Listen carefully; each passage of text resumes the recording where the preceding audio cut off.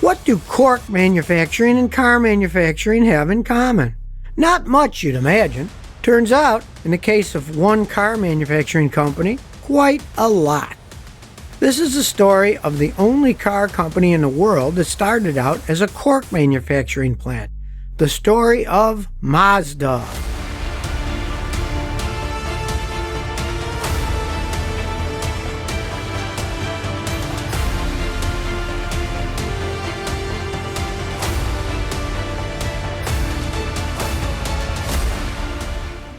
It's 1888. A young boy from Hiroshima won't be attending school. His father is a fisherman, and he's the very youngest of 12 siblings, so school is just not an option for him. So when he turns 13, he moves to nearby Osaka, where he's apprenticed to a blacksmith. At this point, the boy develops a passion for machinery and manufacturing. In fact, he's so interested in machines that during his work breaks, he visits and learns from other factories. Boy, there's someone who takes his work seriously. This boy's name is Jujiro Matsuda, and he will become the founder of Mazda, one of the world's best-known car manufacturers. It's now 1906. He invents a pump. Then he is fired from the blacksmith company, so he starts his own company manufacturing armaments. He calls the company Matsuda Works. He starts supplying rifles to the Japanese army and also gets a license to export to Russia. He does well, makes a lot of money, and soon becomes an industrialist to be reckoned with. Not bad for a man who didn't even go to school and was fired from his first job. Now it's 1921. A company back in his hometown of Hiroshima is on the verge of bankruptcy. The Hiroshima Savings Bank and other business leaders in Hiroshima offer Jujiro the opportunity to take over the management of the company. He returns home to do this. This company produces cork. It makes sense for a cork producing company to be based in Hiroshima. The area is full of cork oak trees, and there's a ready market in the local shipbuilding industry. Jujiro doesn't have any experience in the cork industry, but this doesn't stop him from coming up with a lot of great ideas. One of his ideas is to produce pressed cork boards. That's a pretty good idea considering how useful they are. Although he wasn't the first person to invent, that honor goes to George Brooks of Topeka, Kansas, who got his patent for the use of corkboard as a bulletin board which you could just slip tacks into. But Jujiro's real love is machines. So it's not long before he begins to influence what the company manufactures. It's now 6 years later. He renames the company Toyo Kogyo. They start shifting from manufacturing cork to manufacturing machine. It's now 1931. Toyo Kogyo produces its first vehicle. It's a pivotal moment for the company. Let's talk about the timing of the vehicle. Mitsubishi Motors already brought out the Mitsubishi A-type passenger car way back in 1917. But Nissan has only just begun. Toyota's A1-type passenger car will only be released in 1935, and Honda will only be established in 1946. So we see that Mazda is an early starter in automobile manufacturing in Japan. The Mazda Go is a three-wheeled open truck that looks a bit like a motorcycle with a wagon or cargo bed. It is clearly a workhorse, built to serve farmers and small businessmen. It's steered by a handlebar and has a single seat, and its engine has a reverse gear. The engine is built in-house, and it and other components are patented by the company. The three wheels are situated as far out as the chassis they can go and maximize both cabin and load space. It is considered to be the first three-wheel auto rickshaw ever built. Now you're thinking, great, but seriously, why don't they just put four wheels on it? Four wheels are definitely more stable.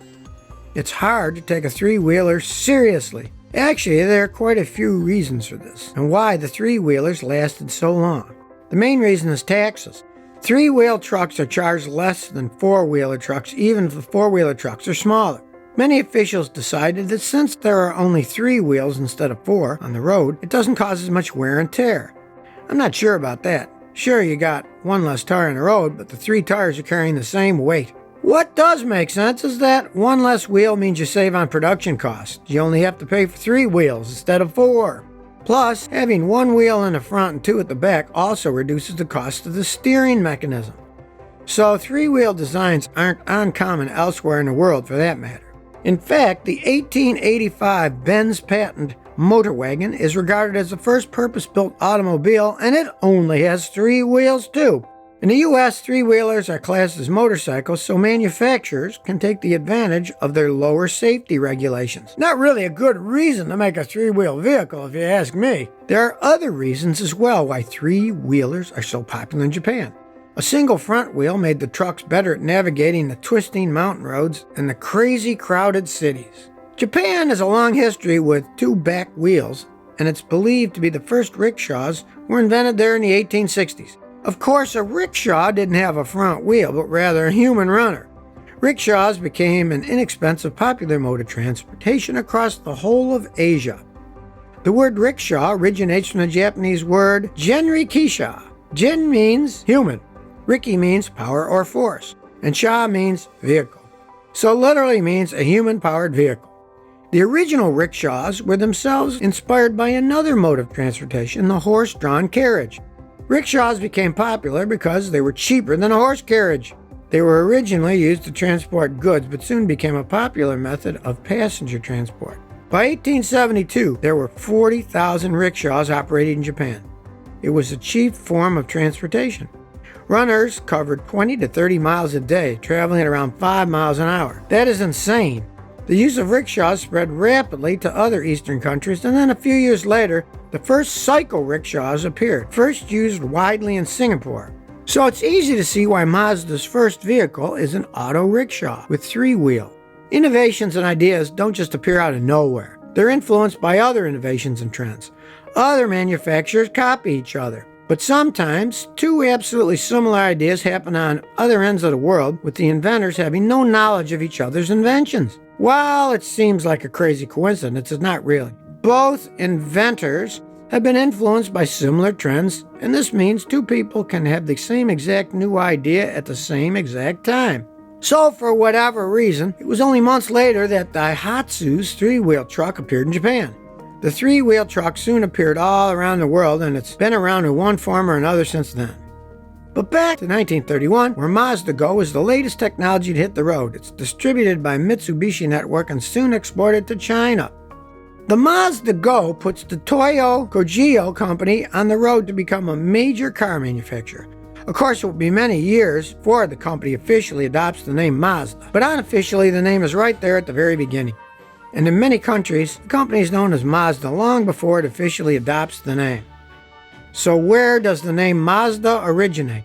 Jujiro is a spiritual man, and it's no surprise that he chooses a name that means something to him. Mazda comes from Ahura Mazda, the Persian god of wisdom and the highest spirit worshipped in Zoroastrianism. Of course, it may be no coincidence that Mazda sounds similar to Matsuda. Family names are important in Japan. It is not unusual for a family to use an adoption to ensure that the name is continued. If a family has sufficient property but lacks an heir, they readily adopt a son-in-law to carry on the lineage. It is more important to carry on the continuity of the family name and the worship of family ancestors than to carry on the bloodline. Jujiro Matsuda adopts a son-in-law, Saniji Matsuda. It's not surprising Mazda, who invents the memorable Zoom Zoom advertising campaign, is involved in advertising from early on. It's 1936. They launched the Kagoshima to Tokyo caravan campaign. 4 Mazda Go Type KC and 1 Mazda Go Type DC take the road in a caravan.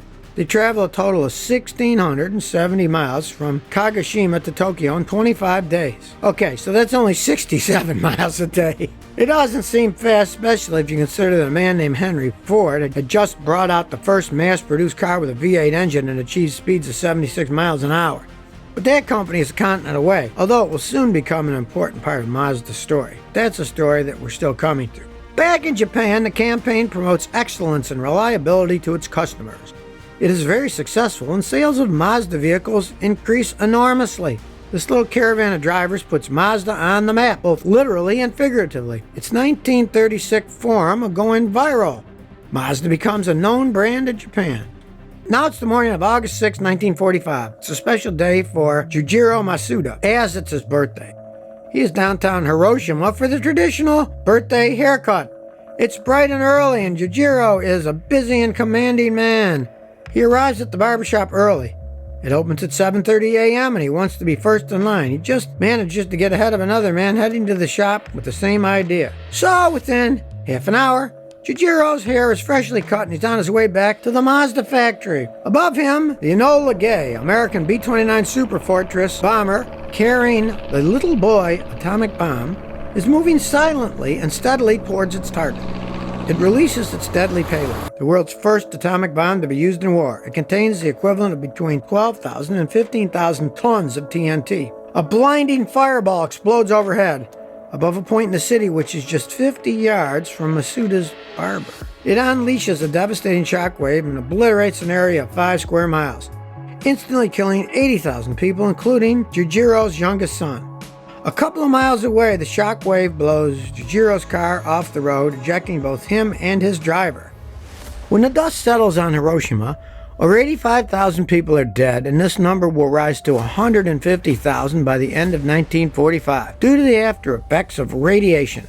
In total, the city loses about 1/3 of its population. It's reduced to rubble and ash. 3 days later, a second bomb is dropped on Nagasaki. Then Japan surrenders and the war is over. Both Jujiro and his driver survive the blast, and 3 miles away from the epicenter, the Toyo Kogyo factory is virtually undamaged. That is because there is a mountain between the city and the factory. It absorbs the blast impact and protects the factories from the bomb. Toyo Kogyo plays a huge part in rebuilding the city of Hiroshima from the ruins. They immediately began distributing medical supplies and setting up centers for families to reunite. The plant opens its doors to victims of the blast as a temporary shelter. Both the local broadcaster and local government move onto its premises where they stay for 1 year. The company knows their motorized 3-wheel truck, the Mazda Go, will be helpful to the nation that needs to start moving again. Within 4 months, they resume truck production at the plant. The biggest holdup is the lack of tires.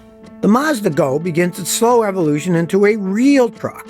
It gets a windscreen and headlights, which no doubt is greatly welcomed by delivery men. No more bugs in their teeth. It also gets a real steering wheel. A young engineer, Kenichi Yamamoto, is largely responsible for the new designs. He returns to Hiroshima shortly after the bomb claims the lives of his sister and father. He finds work at the Toyo Kogyo's transmission factory. His ability is soon noticed, and he is promoted to engineering position. In fact, he will go on to become the president of the company and be responsible for the famed Rotary engine. But we are not there yet. Jujiro hands the running of the company over to Tsuniji Masuda, his adopted son-in-law.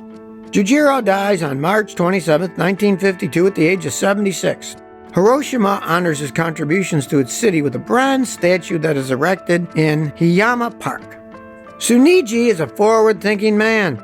He is credited with introducing the first computer to Hiroshima at a time when computer companies thought the world only needed 5 computers. Now it's 1959. The evolution of the Mazda Go has culminated in its successor, the K360. Well, actually, it is a successor to the Mazda Go in spirit only, because it has 3 wheels and a motorbike engine. In all other ways, it is completely different. It's a truck rather than a rickshaw. It's got actual doors, an actual steering wheel, a headrest, a heater, space for 2 passengers, and most importantly, it is enclosed, so no more getting rained on. Within a year, the R360 is released. It's Mazda's first automobile. It's a 2-door, 4-seat coupe capable of 52 miles an hour. It features a 4-speed manual or 2-speed automatic transmission. Right from the start, Mazda established itself as a manufacturer of stylish small cars that are fun to drive. The R360 is a hit in Japan. It sells an incredible 4,500 units on the day of its launch. By the end of the year, it takes nearly 2/3 of the so-called key segment. This is essentially a Japanese microcar, the smallest highway legal passenger car. Mazda's cars grow in line with the Japanese economy. As people can afford larger cars, Mazda delivers the Familia, a small family car. These cars are manufactured at the Hiroshima plant and are also assembled from kits around the world in places like New Zealand, Taiwan, South Africa, and Colombia. Some places keep manufacturing them long after the line is discontinued in Japan.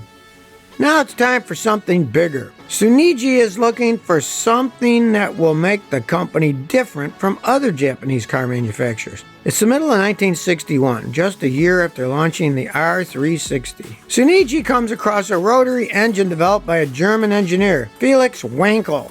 The motor has only 3 moving parts. An axle runs through the block and 2 rotors. The Wankel engine converts the combustion pressure directly into rotary motion, so there's no energy lost in converting reciprocating movement into rotational movement like in a regular 4-stroke gasoline engine. It is hailed by many as the next major step in automobile design, but it's not long before people realize there's a problem. The stress of the movement causes the apex seals to fail. The result is an unreliable motor with terrible fuel economy. In fact, this engine eventually results in the demise of NSU, the company that invented it. Tsuniji believes he can make the rotary engine work. He enters into a technical partnership with NSU and looks at the right man to work on the engine. Of course, he turns to the engineer in the company who has proved his worth in developing the K360 and R360 vehicles. That man is Kenichi Yamamoto. Tsuniji puts him in charge of the Rotary Engine Research Division. This division consists of 47 specially picked engineers, designers, and material scientists. They would later become known as the 47 Ronin, named after the legendary 18th century samurai outcasts. It isn't an easy time for Mazda. The company is left off the list of designated car makers. The Japanese Ministry of International Trade and Industry specifies Toyota, Nissan, and Isuzu as the nation's car makers, but it excludes Mazda. This means Mazda won't get any government support, which makes it impossible to get financial aid. But Tsuniji and Kenichi are determined that Mazda will stand for engineering ingenuity and hopeful that the rotary engine will save the company. It's now 1963. Mazda debuts the Cosmo concept car with its rotary engine at the Tokyo Motor Show. It's an important car for Mazda. Not only is it the first production car to be powered by a 2-disc rotary engine, it also begins a tradition of innovation, of embracing unique technology and an unconventional approach that is found in the DNA of the brand today. It is a forerunner of legendary models like Mazda RX-7 and MX-5. It's a sleek and stylish 2-person car built for driving pleasure. It's also the second most expensive car in the Japanese market, just behind the Toyota 2000 GT. The world is impressed. News headlines wonder if Mazda will reshape the automotive industry. The Ministry of International Trade and Industry decides to back Mazda. The future is secure. But the real work is still to be done. They still need to get the rotary engine to work. The team works on the engine for years and encounters many problems and setbacks. The biggest problem is shatter marks on the inner wall of the rotor housing. These marks always appear after a certain period of operation. Mazda engineers call them nail marks of the devil. Finally, they have a breakthrough. They create seals made of high-strength carbon infused with aluminum.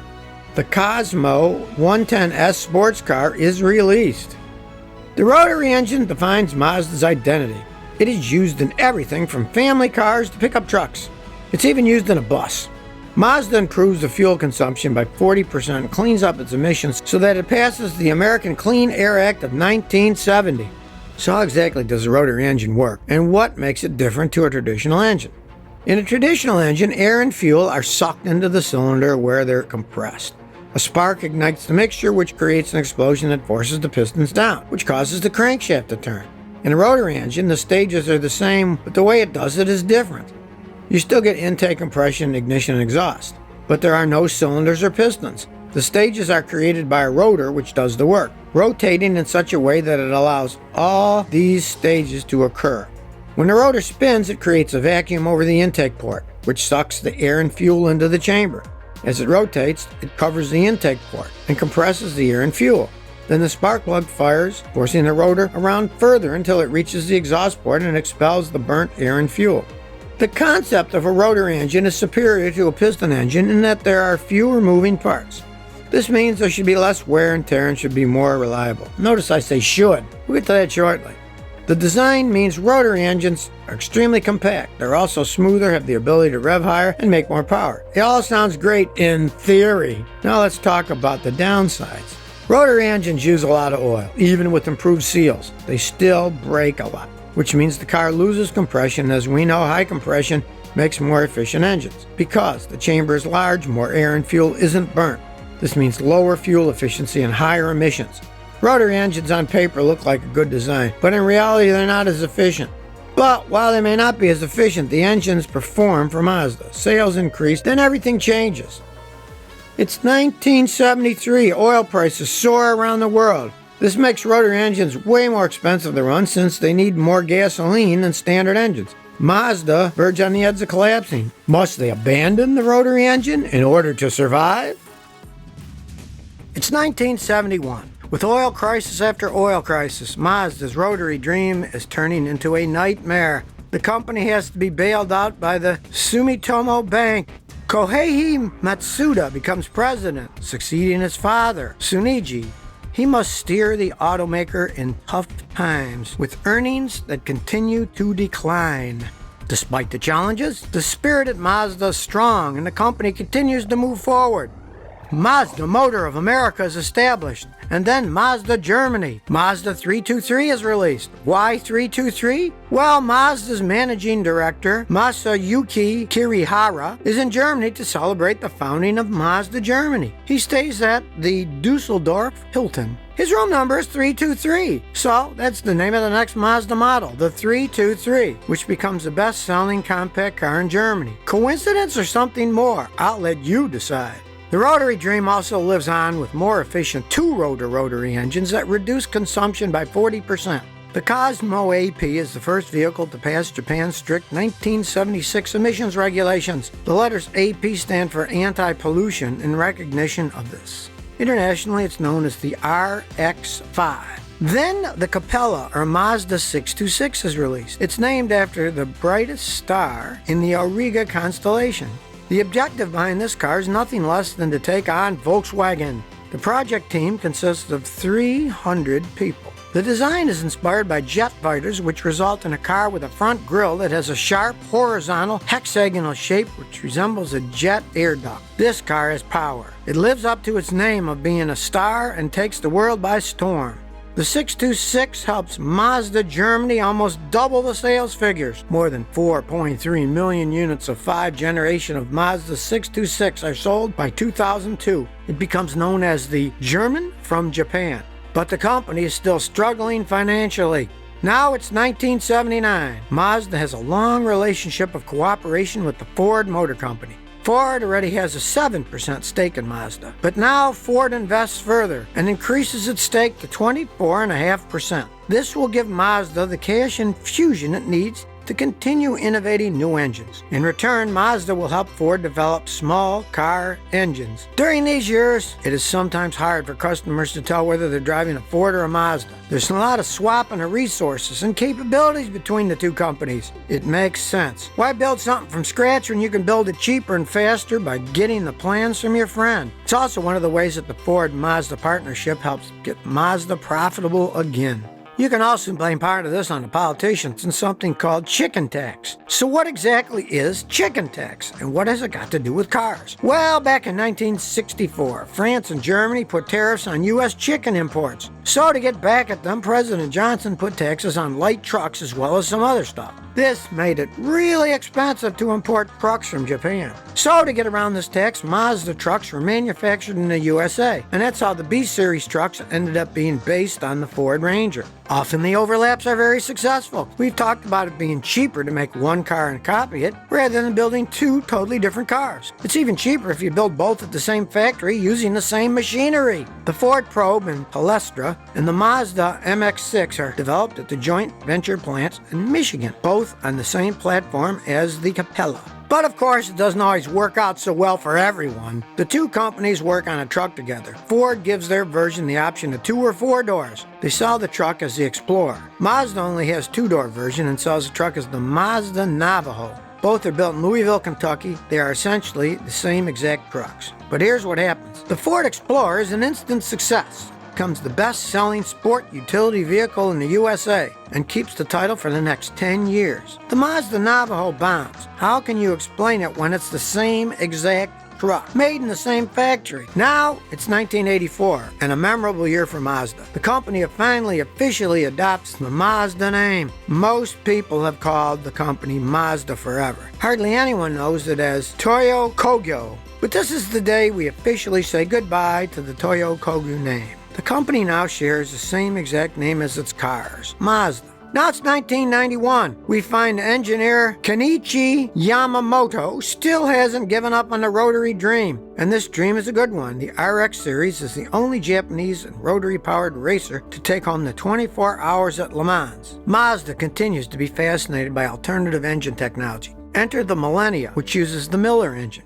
So what is the Miller engine? Well, most engines run on the Otto cycle: intake, compression, power, and exhaust, 4 strokes. The Miller cycle has the same 4 strokes with one key difference. In the Otto cycle, the intake valve is closed when the piston compresses the fuel-air mixture. In the Miller cycle, compression occurs in 2 stages. In the first stage, the intake valve stays open, allowing some of the fuel-air mixture to re-enter the intake manifold. When the stroke is 1/4 through, it closes. It's more refined and efficient. Although production of the engine discontinues in 2002, development is still ongoing. This is because Mazda engineers never give up on anything. They never give up on the rotary engine, they don't give up on the Miller engine, and they don't give up on the internal combustion engine either, even when other motor manufacturers are moving towards electric engines. We'll have more on that for you later. Mazda engineers also make some pretty strange vehicles. If this one doesn't convince you how unconventional they are, then nothing will. The Mazda 1991 suitcase car was to show innovation and creativity. It was a Samsonite suitcase equipped with mechanisms from a quarter-size motorbike. It has 3 wheels and a top speed of 19 miles an hour. Now it's 1997. The Asian financial crisis hits hard and Ford increases its stake. Now it has 33.4% and a controlling interest in the company. Ford sends Henry Wallace, a Brit, to lead the rescue. He's the first foreigner, or gaijin, to head a Japanese company. He's so famous in Japan that he's waved through passport control at the airport. Unfortunately, Henry's wife doesn't like Hiroshima, so he leaves the position after a year. But not before he has built synergies with Ford and put Mazda back on the road to profitability. He is replaced with an American, James E. Miller. Hey, maybe you like the Miller engine, who knows? It is at this point that Mazda introduces their brand symbol, which is very close to the current one. Up to now, it has only been the brand name Mazda, which has been the same since 1975. Now they introduced the new logo, which tells us a lot about the company. The V-shaped wings look like an M, stand for growth and improvement. Company believes in new technology. They proved this in 2002. The Mazda RX-8 is powered by an improved rotary engine and arrives on the road. It is awarded International Engine of the Year and Best New Engine. The engine also gets first place in the category of engines with volume from 2.5 to 3 liters. So this 240 horsepower engine manages to win 3 awards at once. Now it's 2008. The financial crisis hits, and Ford is in financial trouble. It announced it will sell 20% of its shares in Mazda. Mazda buys back 6.8% of the shares for around $185 million US. Takeshi Yamanouchi takes over as chief executive. Ford reduces their shares further and finally sells their remaining shares to Mazda in 2015. But it is not the end of this long and enduring partnership. Both companies remain strategic partners and continue to engage in joint ventures. Mazda also has joint ventures and partnerships with Toyota. The Mazda Toyota Manufacturing USA is set to produce vehicles in Huntsville, Alabama starting in 2021. Fast forward to 2019, Mazda is once again at the forefront of new engine technology and once again not following convention. While most car manufacturers are looking at electric engines, Mazda develops revolutionary Sky Active X technology. Sky Active X combines the best of a standard combustion engine with a diesel engine for better performance. It seems Mazda engineers are always able to make improvements and always able to make engines work better. They did this with the rotary engine even when the company that invented it couldn't get it right. Just as the world has given up on a good old combustion engine, Mazda does it again. If you'd like to know more about the Sky Active X engine, check out our video at the link. Now it's 2020. Mazda is celebrating its centenary. It also announces its first all-electric car, the Mazda MX-30. The Mazda MX-30 is designed from the ground up with sustainability in mind. It features Sky Active electric drive technology with 0 emissions and sustainable interior materials. And one of those sustainable materials is, you guessed it, cork. Its floating console and inner door handle trim is lined with cork. It's a fitting tribute to Mazda's beginning as a cork company in Hiroshima. It's the only car company that started as a cork company. Maybe that's why it does things differently. If you like this episode, please support us by sharing this video.